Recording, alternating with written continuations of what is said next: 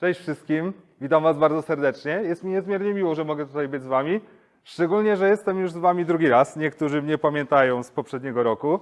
I powiem Wam, że drugi raz nie mam dla Was prezentacji technicznej, ani żadnego tematu technicznego, chociaż że jestem programistą od 12 lat i specjalizuję się w Symfony i w API, to powiem Wam, że wybieram takie tematy z premedytacją, żeby właśnie nie były techniczne. Pierwszy powód jest taki, że mało kto to robi na takich konferencjach programistycznych, a o drugim powodzie zaraz Wam powiem. Ale najpierw chciałbym z Wami rozwiązać taką pewną zagadkę, a właściwie rozwikłać pewne zagadnienie. Także tutaj liczę na Waszą pomoc. I chciałbym Was się zapytać, czym jest dla Was personalna mapa świata? I podpowiem Wam, że nie chodzi mi o taki globus, który stoi u Was w domu. Jak myślicie, czym jest personalna mapa świata? Ktoś? No co to znaczy dla Ciebie właśnie? Personalna mapa świata, Twoja mapa świata. Dla Ciebie.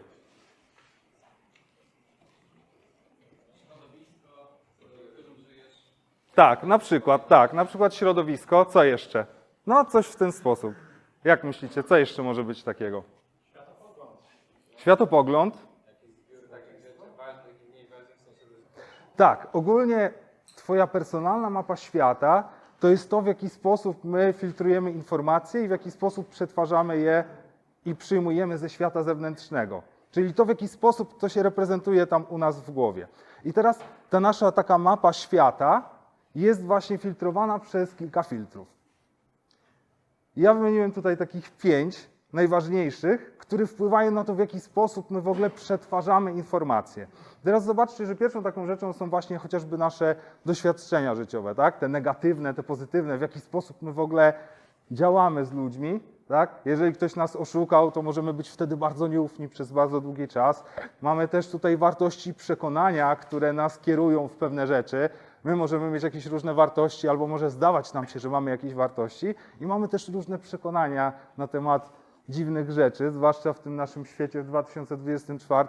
Ludzie są mocno podzieleni i mają różne swoje przekonania. I teraz dodatkowo jeszcze wychodzą z tego właśnie nasze środowisko, z którego wyszliśmy, albo środowisko, w którym się otaczacie teraz. Tak? Bo zauważcie, że jak przychodzicie na taką konferencję, to to środowisko jest takie ujednolicone. I ono może wpływać na to, w jaki sposób będziecie postrzegać świat, albo jakieś inne aspekty, które są spoza tego środowiska.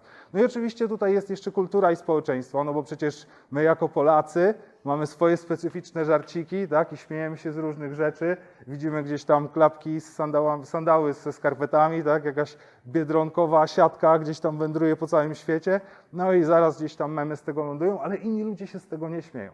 No i jeszcze do tego dochodzi oczywiście edukacja i nauka, no bo to, w jaki sposób my się edukujemy, tak, w jaki sposób my jesteśmy wyedukowani, to wpływa na to, jaki mamy pogląd na świat.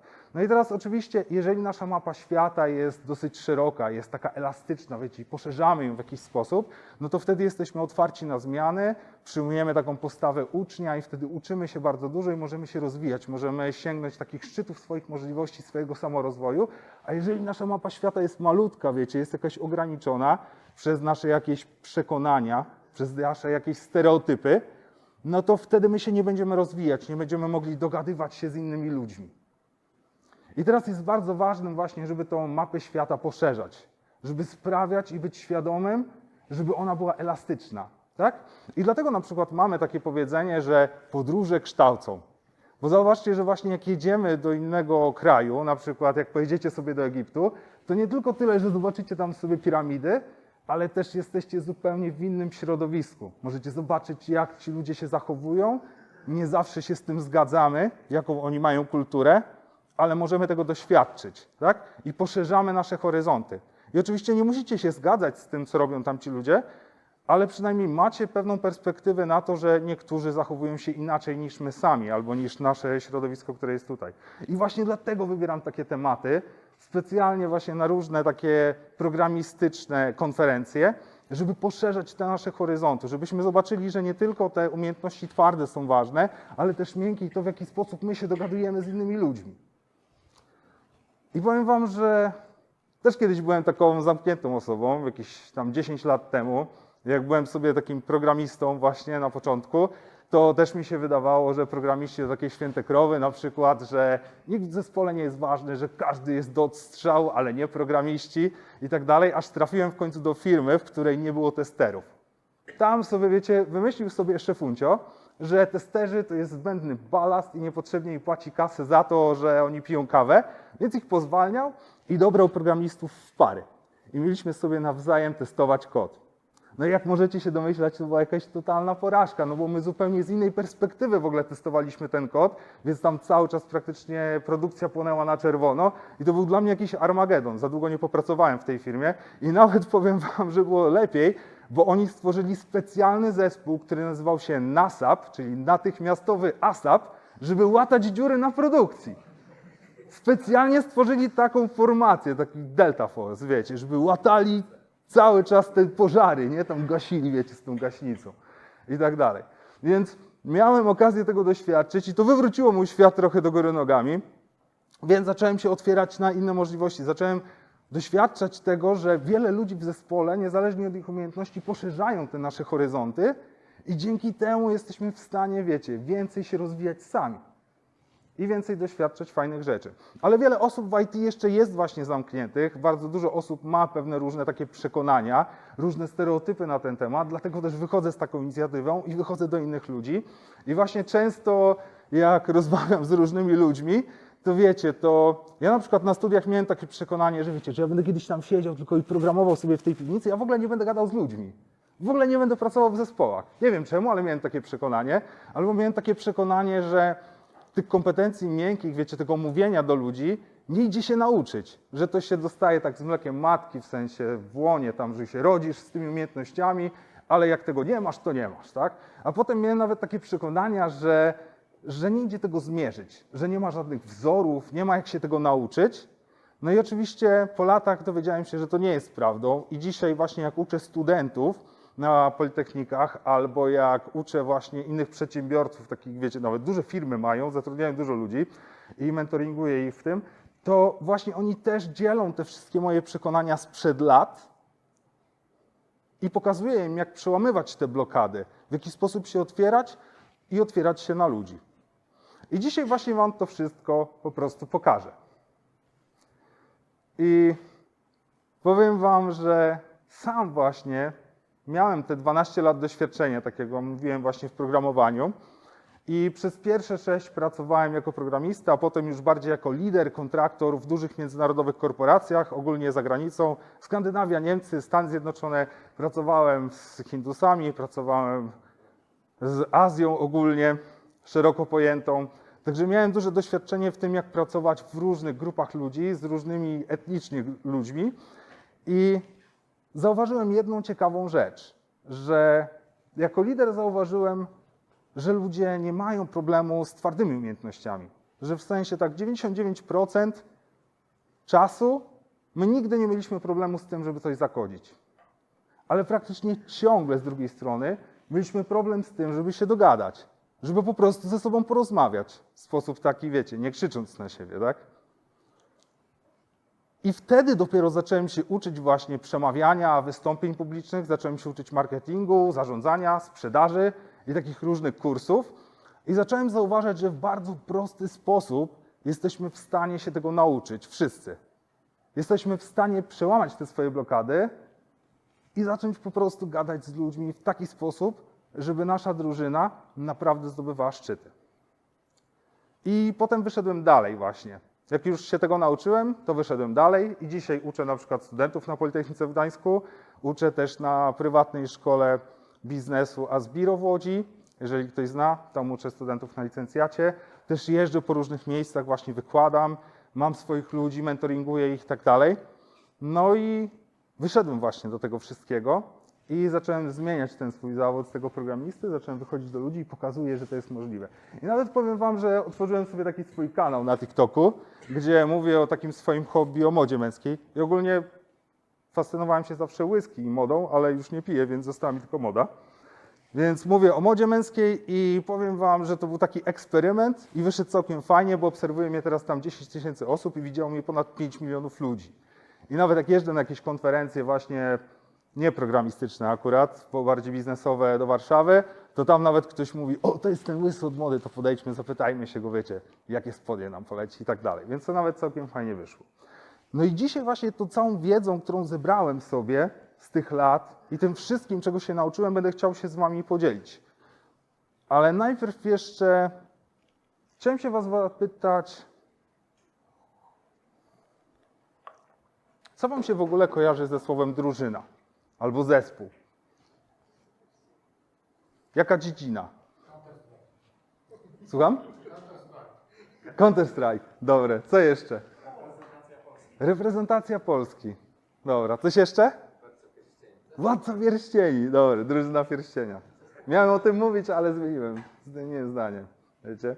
Się rozpożyłem na takim temacie. Tak, ogólnie zazwyczaj przychodzą nam gry właśnie do głowy, jakieś filmy albo sporty.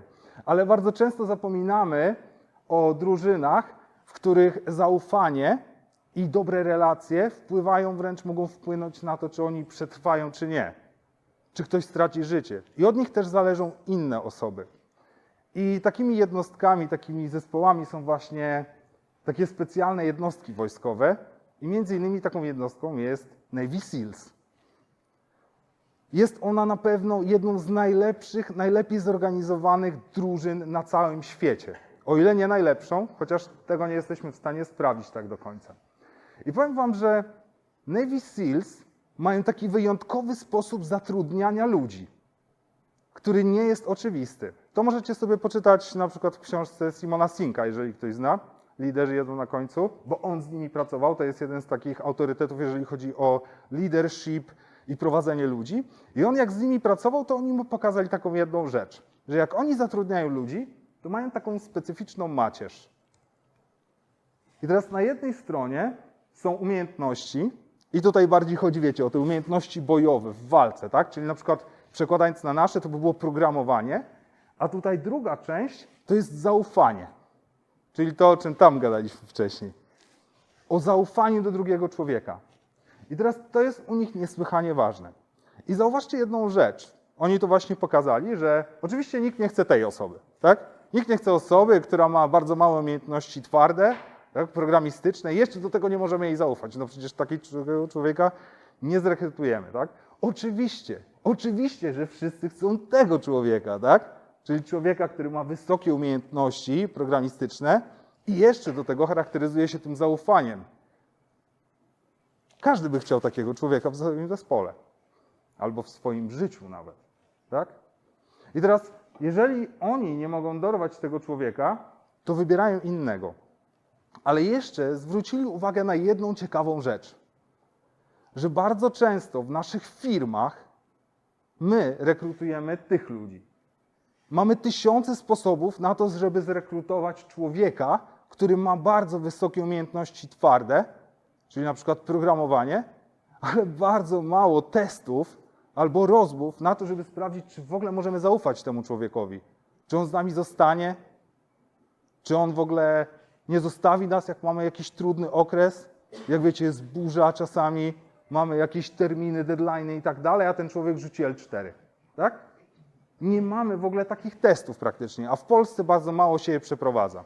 I teraz Navy SEALs doszli do tego, że ten człowiek to jest człowiek toksyczny. To jest toksyczny lider albo toksyczny pracownik.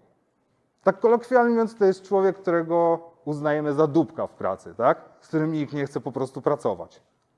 I oni takich ludzi w ogóle nie rekrutują. I dla nich w ogóle drugą opcją jest ten człowiek, czyli relatywnie o mniejszych umiejętnościach twardych, ale bardzo wysokim dalej zaufaniu. I to najczęściej są najlepsi liderzy. I nawet jeżeli nie znajdą takiego człowieka, to wtedy biorą tego. Tak? I oczywiście pamiętajcie, że żeby w ogóle dostać się do Navy SEALs, to trzeba być na jakimś tam minimalnym poziomie tych twardych umiejętności bojowych, że to jest relatywne, ale tak samo u nas, tak? Jakiś mały test programowania, ale duże zaufanie. Tak? A nie wysokie umiejętności twarde, a potem kolesia nie ma, albo skłóci nam drużynę i zepsuje pół firmy. Bywają takie przypadki. I teraz powiem wam, że właśnie to jest typowe w naszych polskich firmach. Ale miałem taką firmę zagraniczną, z którą pracowałem, to była firma Shootflix.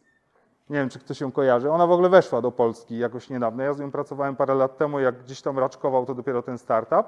I jak do nich dołączyłem, to oni mieli w ogóle ciekawy sposób rekrutacji. Były 4 etapy, co ledwo przetrwałem, bo byłem nieprzyzwyczajony do czegoś takiego.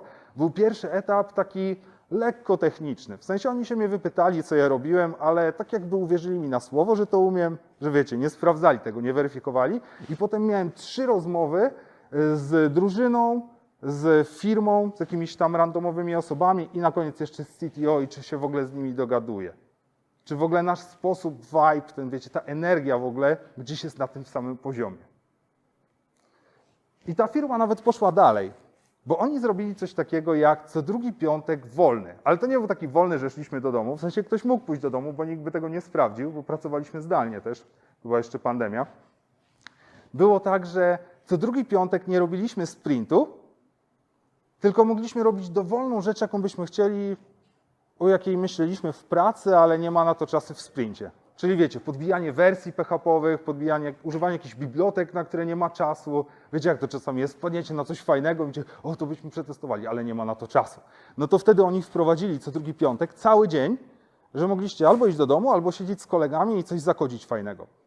I się okazało, że te piątki, ludzie siedzieli od 8 do godziny 22, wiecie, już tam po 16 otwierali se piwko, przed kompem siadaliśmy i kodziliśmy i niesamowicie zmienialiśmy ten kod do przodu. W sensie ja uważam osobiście, że ten co drugi piątek niesamowicie wpływał na jakość kodu i na rozwój nas jako drużyny. Że tam się najbardziej spajaliśmy. I tam pracowaliśmy międzydrużynowo w ogóle, dogadywaliśmy się tak, wiecie, tak sami, nie? I nikt tego nie sprawdzał. I to po prostu niesamowicie działało. To była jedna z wielu rzeczy, jakie oni wprowadzili i naprawdę tam ludzie pracują długofalowo latami. Z tego co wiem. I mam nadzieję, że po latach nie przyszedł jakiś menago, nie policzył sobie tabelek i nie uznał, że likwidujemy ten co drugi piątek, no bo wiecie, po tabelki, nie? Bo to potem się czasami tak dzieje. I teraz zauważcie, że to jest często tak w zagranicznych firmach. Ja się z tym spotkałem mnóstwo z firmami zagranicznymi. W Niemczech, Skandynawia bardzo dobrze sobie z tym radzi. Oni mają też takie luźne piątki przy piwku na przykład. I wtedy się okazuje, że ta drużyna działa zupełnie inaczej, niż jak tylko skupiamy się na pracy i na wynikach. I nawet to już możemy dostrzec w Polsce, bo są takie fajne statystyki z Manpower Group. Kto w ogóle kojarzy firmę Manpower Group? HR-y powinny. O, bardzo dobrze. Słucham? Tak, ale oni ogólnie zajmują się HR-ami na całym świecie. To jest taka jedna z największych firm i oni mają całkiem fajne, skrzętne statystyki, bo mają dostęp do setek osób. I okazuje się, zobaczcie, to jest raport jeszcze z 2023, są 3 kwartały tylko, jeszcze nie ma najnowszego raportu, który pokazywał, że niedobór talentów w Polsce sięgał 72%. No i to tak na chłopski rozum można powiedzieć, że 7 na 10 pracodawców nie może znaleźć pracownika o odpowiednich kwalifikacjach. No i teraz ktoś z Was mógł zadać pytanie, no to jakie są te kwalifikacje, które są tak niesłychanie ważne, że nie mogą zatrudnić tego człowieka? No i okazuje się, że ci pracodawcy wyżej cenią sobie kompetencje miękkie niż twarde. Tak? Zakładając, że te są na jakimś tam minimalnym poziomie, ale wyżej cenią sobie te miękkie kompetencje. Te osoby, które przyjdą i będą członkiem drużyny. I będą działali do wspólnego celu. I zobaczcie, że bardzo rzadko właśnie to się dzieje tak, że podchodzimy do tego w ten sposób. Zwłaszcza jako programiści. Na waszych rekrutacjach. I teraz, ile razy jest tak, że gdzieś tam pracowaliście w firmie, gdzie jakiś szef przychodzi i powiedział, no wczoraj potrzebuję jakąś zmianę. Wy jak? To przecież z 5 dni zajmie on. No wczoraj. I jest jakaś tam kłótnia. Albo ile razy jest tak, że jak jesteście gdzieś liderem odpowiedzialnym za duży projekt, mogło tak być, że aż boicie się iść na urlop, bo od was tyle zależy, jakieś tam deploye i inne rzeczy, że jak pójdziecie na urlop, to napiętrzy wam się tyle zadań, że odechce wam się urlopów. Albo ile razy jest tak, że jesteście w drużynie i macie jakiś fajny pomysł, który byście chcieli wdrożyć, ale nawet go nie powiecie, bo nikt was nie słucha. I właśnie te wszystkie rzeczy wynikają z tego, że bardzo dużo uczymy się tych kompetencji twardych, ale bardzo mało uczymy się kompetencji miękkich. A wiecie co? To jest takie coś jak yin-yang. czym więcej uczycie się jednych, tym więcej musicie uczyć się drugich. I nawet sam Albert Einstein powiedział, że wiedza sama w sobie nie jest wartością, ale dopiero umiejętność przekazania jej innym. Dopiero współpraca z tymi ludźmi jest wartością. I teraz zauważcie, że gadamy z ludźmi praktycznie cały czas. Cały czas gdzieś musimy iść i z kimś pogadać. Tak kolokwialnie mówiąc, sprzedać się. Tak? Już od samego początku. Idziemy na jakąś rozmowę, siada sobie HR-ka, tak? Siada sobie jakaś druga osoba i musimy się sprzedać, oni zadają nam pytania, jest jakaś ewaluacja. Potem dostajemy się do firmy, chcemy się wykazać, przychodzimy do drużyny i znowu wdrażamy jakieś rzeczy, próbujemy, wiecie, mnóstwo pomysłów gdzieś tam sypać i tak dalej, żeby jak najlepiej nas ocenili, żebyśmy mogli zostać dłużej i wtedy znowu jesteśmy poddawani jakiejś ewaluacji. I dostajemy feedback. I teraz feedback jest niesamowitym w ogóle narzędziem do tego, żeby się rozwijać, żeby sięgać takich szczytów swojego rozwoju. Nie tylko zawodowego, ale też prywatnego. Ale bardzo często ten feedback jest kojarzony wręcz niesamowicie negatywnie. Jak myślicie, czemu tak jest? Czemu nie lubimy dostawać feedbacku? Bo jesteśmy oceniani. A czego nie lubisz, jak jesteś oceniany? Czego się obawiasz? Krytyki. No dobra. Tego się obawiasz? Uff. Ale powiem Ci, że to już jest inny mindset. Ale tak, to jest spoko. Ja tak zauważyłem, że ludzie boją się feedbacku, gdy nie są spełnione takie 3 warunki, które sobie gdzieś tam spisałem przez te wszystkie lata, naczytałem się tych mądrych książek i tak dalej. I okazuje się, że nie lubimy feedbacku albo uważamy go za negatywny, jeżeli nie spełnia tych 3 rzeczy. Czyli jest brak klarowności, czyli nie wiemy, czego on tak naprawdę dotyczył.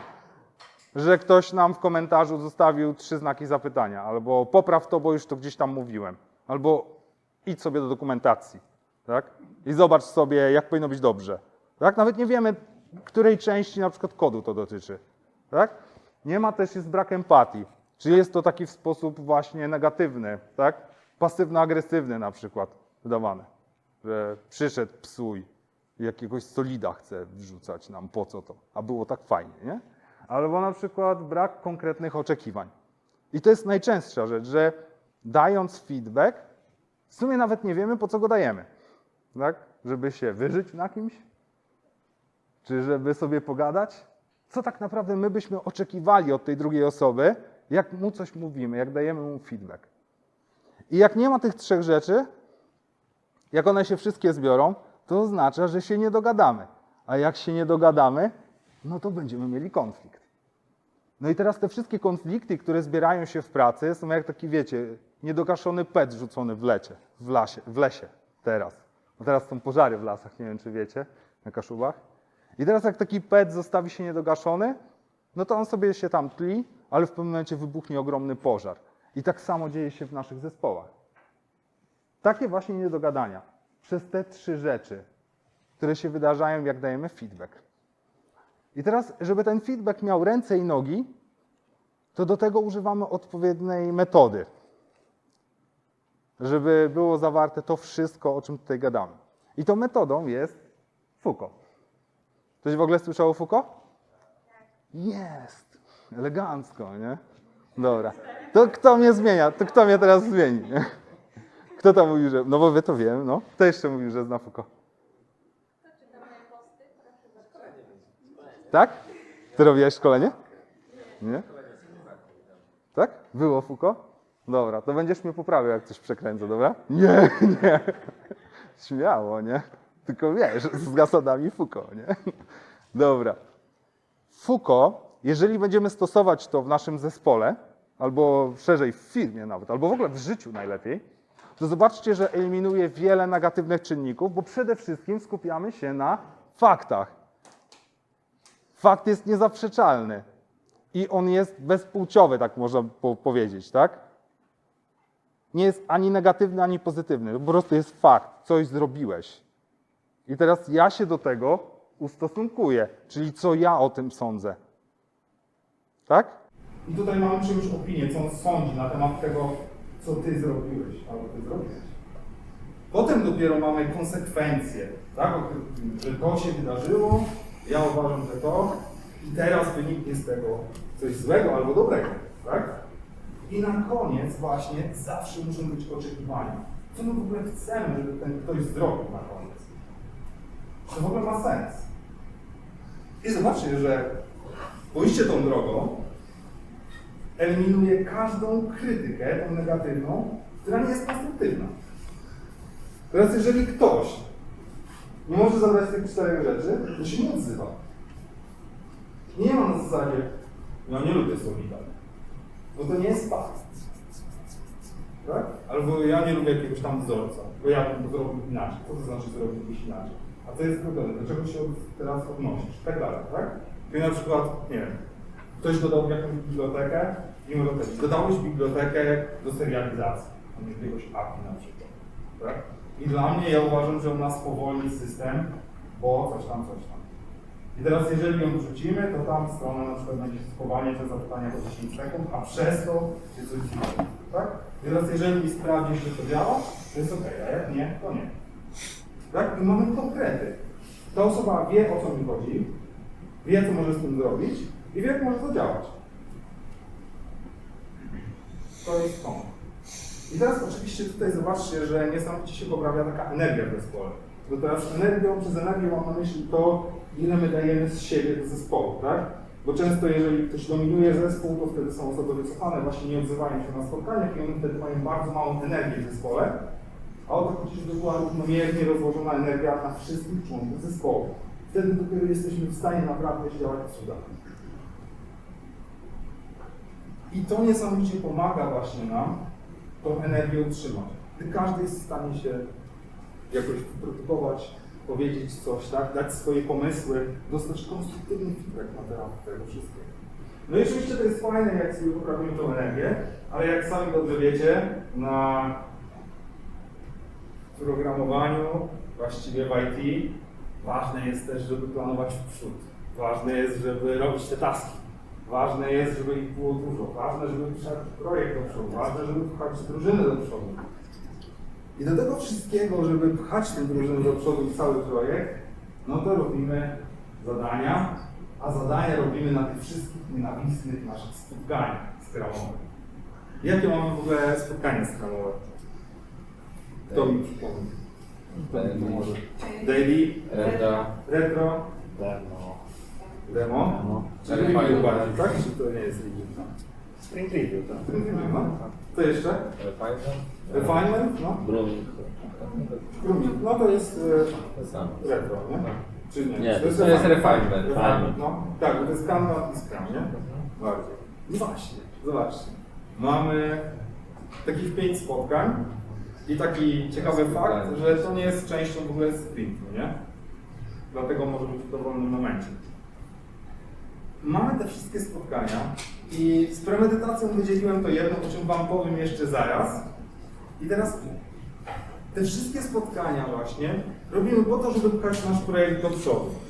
I teraz wrócę na chwilę do tych naszych Navy Seals, którzy tak samo robią. Zobaczcie, że mają te swoje placówki szkoleniowe, wchodzą tam do tych budynków, coś tam robią, potem wracają, robią spotkania, oglądają te wszystkie nagrania, żeby zobaczyć, co można ulepszyć.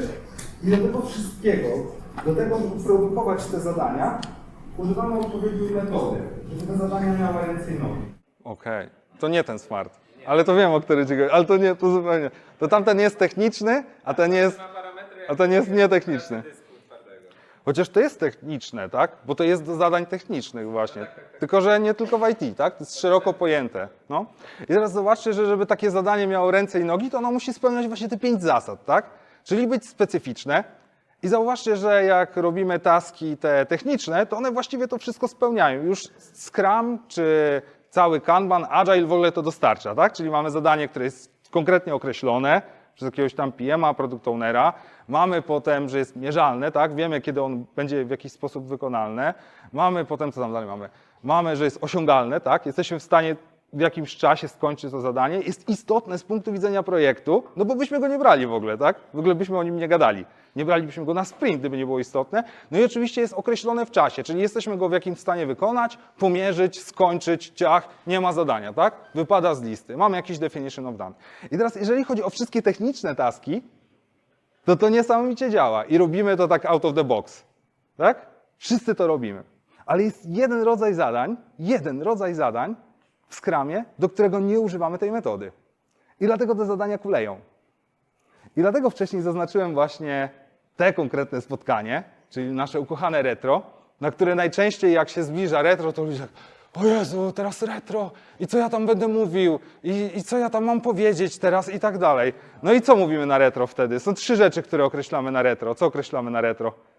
Co każdy musi powiedzieć? Co jest fajnie, co jest dobrze. Tak. I co action item. Tak, i zadania, nie? Czyli zobaczcie, co poszło dobrze, co poszło słabo i co możemy zrobić, żeby to poprawić, nie? Czyli określamy te 3 rzeczy.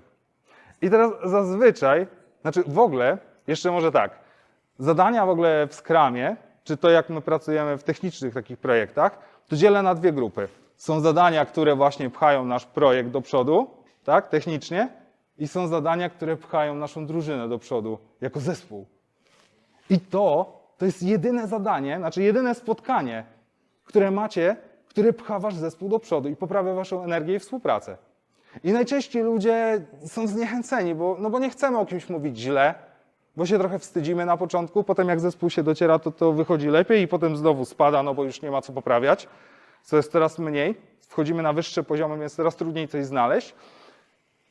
I tutaj najczęściej są właśnie zadania, jeżeli chodzi o naszą współpracę, czyli na przykład, nie wiem, jakaś wiktoria na łacie w Szwecji nie sprawdza, tak, na czas i leżą nam zadania. Albo na przykład, to jest w ogóle 99% rzeczy do poprawy, jak zawsze wchodzę do zespołów od razu, czyli wszystko leży w review. I nikt nie chce podejść do review, tak? I te zadania leżą tam i leżą i ciągle one leżą na przykład. I wtedy na przykład pada takie zadanie, musimy robić więcej review. I teraz czajcie już, nie? Róbmy więcej review. Czy to jest specyficzne zadanie? Czy to jest zadanie, które możemy zmierzyć? Czy ono jest w ogóle wykonalne w jakimś czasie? Róbmy więcej. Co to jest więcej? Tak? I chodzi o to, że właśnie w ten sposób definiujemy zadania na retro. I to powinno być zadanie typu na przykład, jeżeli mamy 5 członków zespołu, że każdy przychodzi z rana i ma pierwsze 20 minut na to, żeby chwycić jedno zadanie z review. I każdy ma codziennie chwycić jedno zadanie z review pierwsze, jak przychodzi. I to jesteśmy w stanie pomierzyć. Każdy wie, co ma zrobić? Wie, tak? I wtedy zobaczcie, że z tego wychodzimy dalej, że jeżeli sprawdzamy po sprincie, że nie zeszło nam odpowiednia ilość zadań, no to patrzymy dlaczego. I potem na przykład wychodzi, że ktoś jest od rana ciągle na spotkaniach i po prostu nie ma czasu. Więc trzeba dla niego zmienić kryteria tego zadania. Albo na przykład komuś się nie chce, tak? I to też wychodzi czasami. Czyli nie dokłada swojej energii do zespołu, tak? Ale to też często bywa jakiś powód. I wtedy możemy dojść do tego, co się dzieje i poprawiać tą naszą współpracę. Ale jeżeli zrobimy takie zadanie typu, no, bo jakaś tam pani siedzi, na mnie testuje, to my nie jesteśmy w stanie tego poprawić. Raz mieliśmy takiego człowieka, pracowałem z Hejko, właśnie z zagranicy. I to był koleś, który pracował najdłużej w firmie jako programista, więc siłą rzeczy wszyscy do niego przychodzili, żeby się dopytywać o jakieś tam mankamenty, wiecie, w kodzie, nie? Stary kod, jakieś legacy i tak dalej. I po prostu ten człowiek od rana do wieczora był zarzucany telefonami, jakimiś tam czatami i tak dalej. I jak on był w moim zespole, to nie był w stanie dowozić nam zadań. I przez pierwszy sprint, właśnie na pierwszym takim retro, powiedział, że on musi mieć mniej spotkań. No i się okazało, że miał ich mniej, ale nie wiemy ile i tak nie dowoził zadań. I dopiero potem określiliśmy mu jedną rzecz. I w ogóle to dotyczyło całej drużyny. Nie robimy spotkania w spotkaniu, czyli nie robimy incepcji. Tak? Bo zazwyczaj jak ludzie byli na spotkaniach naszych, to potem jeszcze tam byli na drugim spotkaniu. Tak? To nie robimy tego. I trzymaliśmy się tej reguły wszyscy, w szczególności on. I druga sprawa była dla niego, że Hejko między godziną tam 11 chyba, o ile dobrze pamiętam, a 15 nie ma spotkań. Tak? Koleś jest nieosiągalny dla nikogo, szczególnie z zewnątrz drużyny i tylko i wyłącznie jakby się tam już paliło i waliło. To tylko wtedy. A tak to może on poczekać na następny dzień I od rana, tam powiedzmy od 8 do godziny 11 on jest dla nich dostępny i po 15. I to niesamowicie wręcz poprawiło jakość współpracy, bo ten kolej zaczął robić wszystkie zadania. Okazało się, że w ogóle on nie lubił tego, nie lubił gadania z ludźmi, nie? Wiecie. Był takim programistą, który lubił zadania.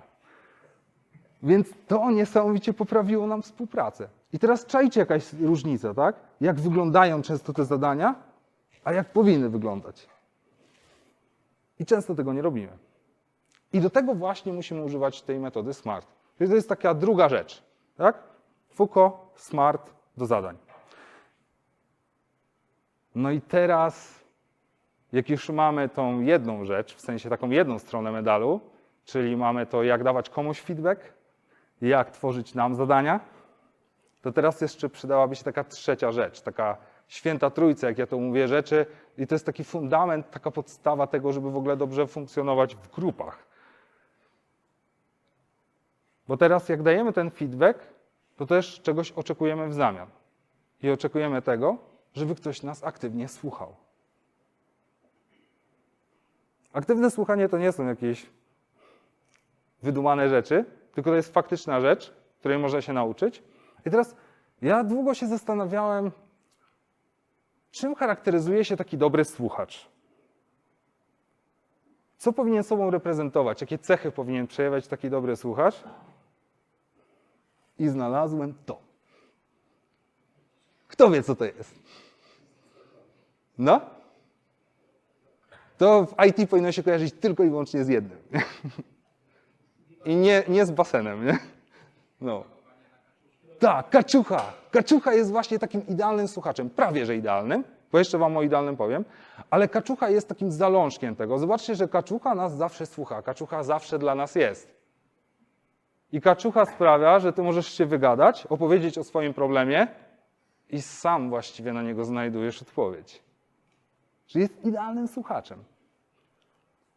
Ale abstrahując od kaczuchy, to też wyróżniam takich 5 rzeczy, które powinien przejawiać dobry słuchacz.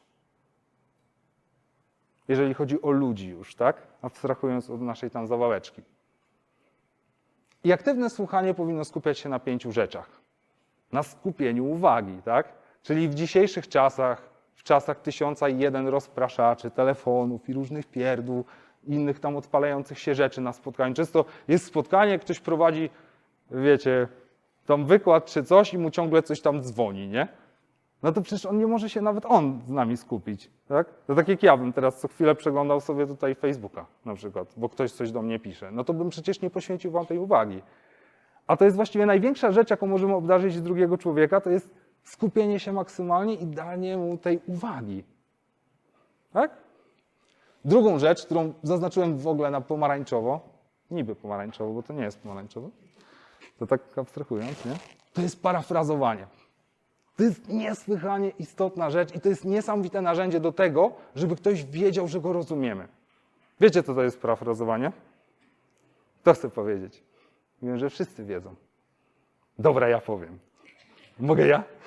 Ja powiem. Dobra. Parafrazowanie to jest mówienie swoimi własnymi słowami, powtarzanie tego, co ktoś do nas powiedział. Tak? Co? Jeszcze dosłownie maksymalnie 7 minut. 7 minut. Już jesteśmy przy końcówce. 7 minut. Tyle. Bo jest fajnie, nie? Że nie przerywaj nam. Dobra, to już spieszę. Parafrazowanie, czyli mówienie swoimi słowami to, co ktoś do nas powiedział, tak? Bo tak jak wam mówiłem na początku, mamy 2 mapy świata, poruszamy się po innych swoich indywidualnych mapach i teraz ktoś może rozumieć inaczej, znaczy my możemy rozumieć inaczej to, co ktoś do nas powiedział. Na przykład ja mam tak z żoną, nie? Że na przykład ona mówi, o, zepsuła się zmywarka, trzeba kogoś wezwać do zmywarki. I ona mówiąc, trzeba wezwać albo zadzwonić, to ona mówi, ty zadzwoń, tak? I teraz ja wiem, że jak ona mówi, trzeba zadzwonić po fachowca, to znaczy ty masz zadzwonić po fachowca, tak? Albo ty masz być tym fachowcem, ale to ty masz się tym zająć, nie? To znaczy, i kiedyś tego nie wiedziałem, wiecie?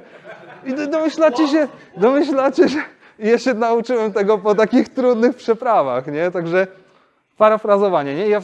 I teraz mam tak, że jak ona mówi, trzeba zadzwonić po kogoś, ja mówię, chcesz, żebym ja zadzwonił? No tak, no przecież to jest oczywiste, tak? No, więc to jest idealny przykład, tak? Parafrazowanie, powtarzanie tego, co usłyszeliśmy, żeby było wiadomo, że my to kumamy, to co ktoś z nas powiedział. Potwierdzanie i zadawanie pytań. No to tutaj nie trzeba za dużo tłumaczyć. Potwierdzamy, jak coś zakumaliśmy, tak? Nie robimy kamiennej twarzy. Tak? I zadajemy pytania, jeżeli czegoś nie rozumiemy. Ja miałem kiedyś taką fajną rozmowę gdzieś tam na początku swojej kariery, z 10 lat temu, jak 7 razy koleś mi coś tłumaczył, nie? Nawet chyba więcej. Ja za każdym razem nie rozumiem. Nie? Jak nie rozumiesz? Ile razy cię to tłumaczyłem? Ja mówię, tak, tłumaczyłeś mi to tyle razy, ale za każdym razem tak samo. Ja za każdym razem tego nie kumałem tak samo, tak? I wiecie, musieliśmy dojść do tego, żeby on mi to wytłumaczył, ale wiecie, jak już mi wytłumaczył, ja mówię, no w końcu to taki high five był normalnie gruby, nie? Że wiecie, nie? Że udało się, nie? Porozumieć. No i kontakt wzrokowy, tak? To, co tutaj mało osób robi, czasami na konferencjach siedzą i tam i mówią do was, tak? Chodzi o to, żebyśmy mieli połączenie, tak? Connection, wiecie, nie? I nieprzerywanie myśli. My mówimy w takich amplitudach z ludźmi, jak gadamy, tak? I jak ktoś jest tu na górce i jest w rozkwicie swoich myśli, tak? Wyciąga z głowy coś, to my mu nie przerywamy. Dopiero jak schodzi w dół, trzeba wyczuć, wiecie, tą dolinkę i tam wchodzimy dopiero, tak? Czyli gadamy mniej więcej w ten sposób, nie? No. Kumacie, o co chodzi. Dobra. Aktywne słuchanie jest za nami. I powiem wam, że właściwie to by było tyle, bo to są właśnie te 3 rzeczy i te 3 błędy, takie naprawdę, które zdarzają się namiętnie w zespołach ogólnie i wiele osób tego nie czai. A to jest tak proste, zobaczcie. To jest, jak zawsze, jak ja lubię modę, to się mówi, że to jest prostota i elegancja sama w sobie. Bo zobaczcie, że te metody możecie wziąć i 5 minut potem je wdrożyć, jak pójdziecie do firmy. I zacząć wdrażać w swoich sprintach. Praktycznie od razu. Opowiedzieć o tym zespołowi i wdrożyć. I to zacznie działać. Tylko oczywiście nie zacznie działać od razu, tak? Bo często nawet mówi się, że przeceniamy mocno, co możemy zrobić w rok, a nie doceniamy, co moglibyśmy zrobić w 10 lat.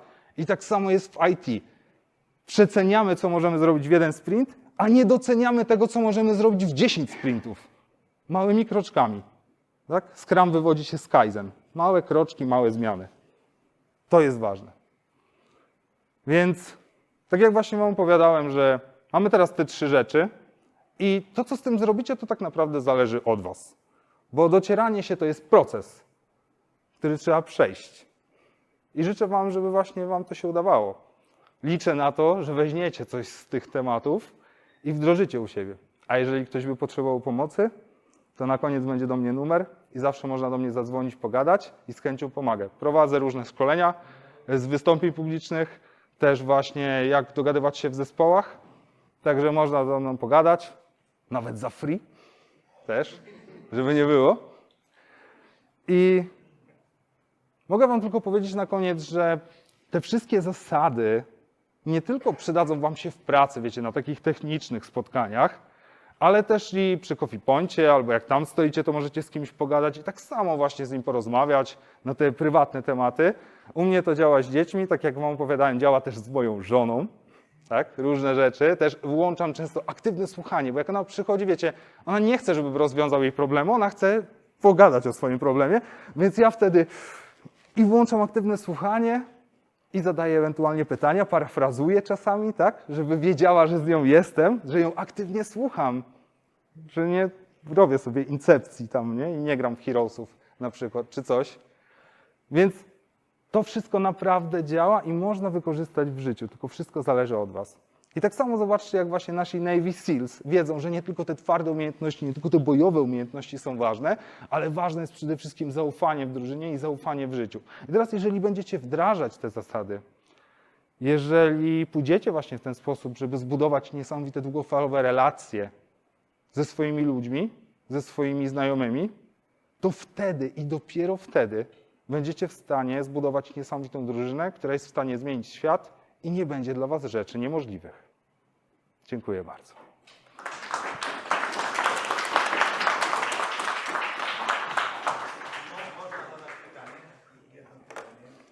Jedno.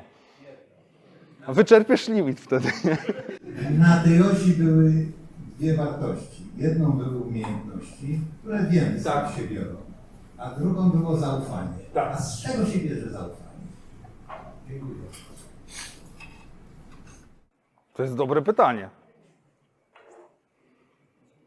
To może chciałbyś odpowiedzieć, bo wiem, że znasz już odpowiedź na to pytanie. Może chciałbyś powiedzieć naszym słuchaczom. Jak nie wiesz, jak mówiłeś? Dobra. Moja definicja zaufania. To jest ogólnie wtedy, kiedy ja właśnie mogę zamknąć oczy, pójść spać, nie do grobu, tak? Tylko pójść spać i wiem, że sprawa będzie załatwiona.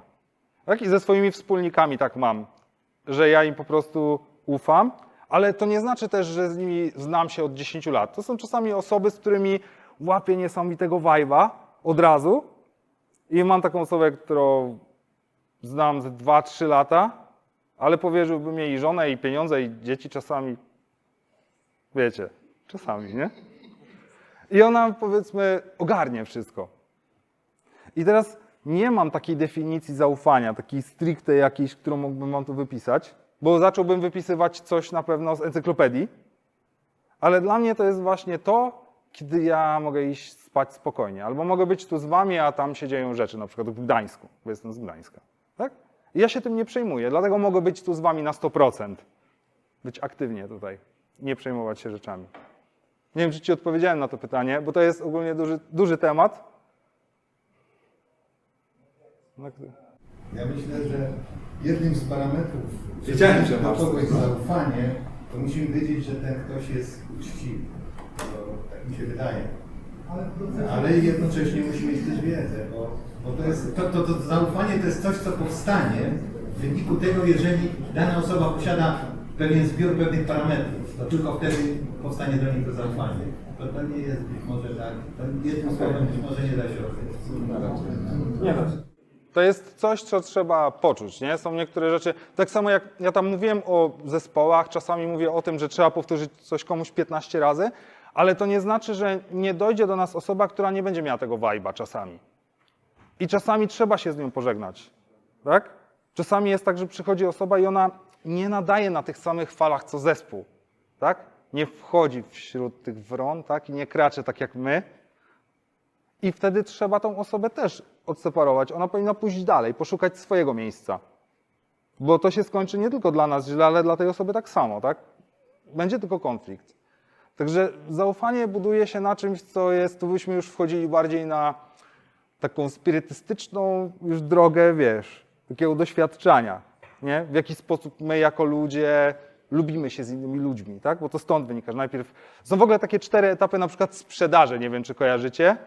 To jest takie, że poznajmy się, polubmy się, zaufaj mi i kup ode mnie. Tak? No i potem zapłać mi jeszcze, ale to tak zakładam, że to jest to, nie?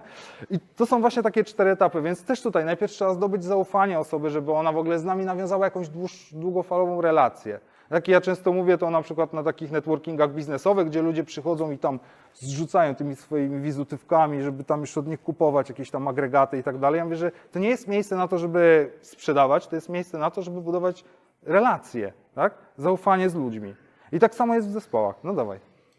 No to ja bym tak trochę to sprostował, bo z mojego punktu widzenia zaufanie do zespołu i do członków zespołu to jednak jest, znaczy, tak naprawdę prywatnie też, to jest jednak zbiór doświadczeń. W przypadku zespołu ten zbiór doświadczeń to jest track record dostarczonych rozwiązań, więc tak naprawdę budowanie zespołu polega na tym, żeby z mojej perspektywy, jeżeli cele tego zespołu i zadania przeznaczone dla członków są zgodne z ich dotychczasowym track recordem, więc zaufanie to budowanie pewności, że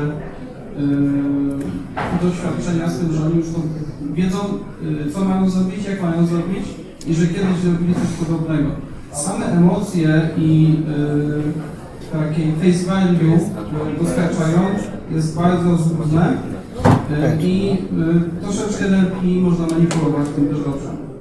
To się też zgadzam, bo właśnie to często wynika na początku z braku tego zaufania i też z tych złych doświadczeń, które nabywamy kiedyś. Ja miałem kiedyś taką osobę w pracy, która przyszła ze strasznego korpa, gdzie już marchewka dawno zwiędła i tylko już został bat.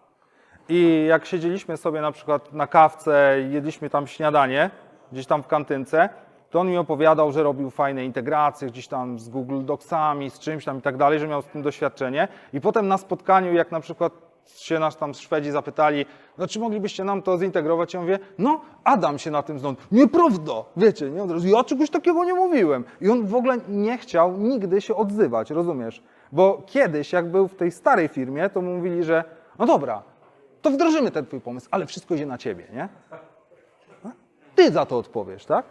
Jak będzie źle. Albo i poczekam, aż się wysypie i wtedy zrobimy mój pomysł, tak? Też coś takiego usłyszałem i takie rzeczy się zdarzają, tak? To sprzed wielu lat nawet, ale pewnie do dzisiaj się zdarzają takie rzeczy i bywają takie miejsca. I ta osoba nie chce z tobą rozmawiać, wiesz, otwarcie i boi się na przykład przyznać, że czegoś nie umie wtedy. I przede wszystkim to jest pierwsza rzecz, którą trzeba pokazać w zespole też, że jest miejsce na porażki, jest miejsce na doświadczanie porażek, tak? No. Nie zaufanie do zespołu, tylko zaufanie do lidera. No tak, ale to widzisz, to jest jego mapa świata, z którą, bo przepracował w tej firmie 8 lat. I teraz ty musisz odkręcić, dać mu, wiesz, Nie, no dobrze, to tak? jest kwestia w drugą stronę, jak otworzyć to, co świat, żeby sobie zaufał, jeżeli przy współpracy. To jest proces oczywiście, no i to już jest na to więcej metod, tak? Na to, w jaki sposób z nim współpracować indywidualnie.